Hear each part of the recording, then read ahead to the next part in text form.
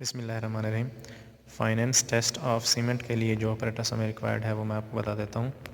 सबसे पहले 100 ग्राम सीमेंट का सैंपल है।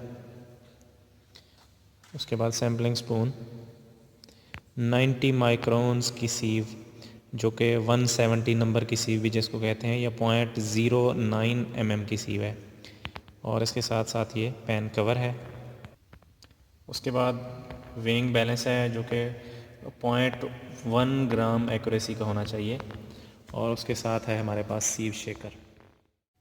सबसे पहले आपने 100 ग्राम सीमेंट का वेट कर लेना है। ये हमने 100 ग्राम सीमेंट का वेट कर लिया। 100 ग्राम सीमेंट वेट करने के बाद अगर इसके अंदर आपको नज़र आता है कि लम्प्स हैं, तो लम्प्स आपने हाथ के साथ इनको क्रश कर लेना है।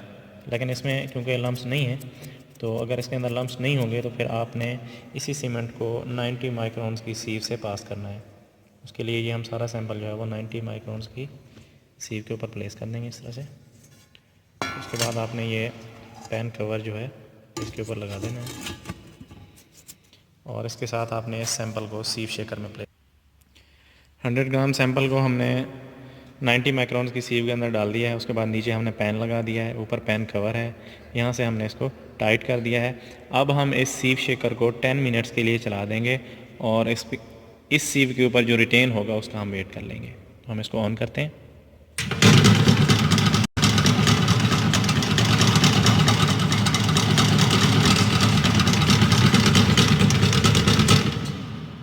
आफ्टर 10 मिनट्स आपने सीव शेकर को बंद कर देना है, और इन सीव्स को आपने यहाँ से रिमूव कर देना है।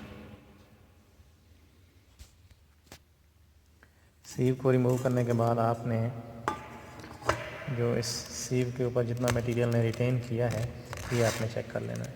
ये देखें, ये सीव के ऊपर जो है इस मटेरियल ने रिटेन किया है। अब हम इसका वेट कर लेंगे।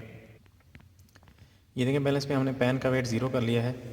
अब ये हमारे पास जो 90 माइक्रोन्स की सीव है जिसके ऊपर मटेरियल ने रिटेन किया है, अब हम इसका वेट कर लेंगे।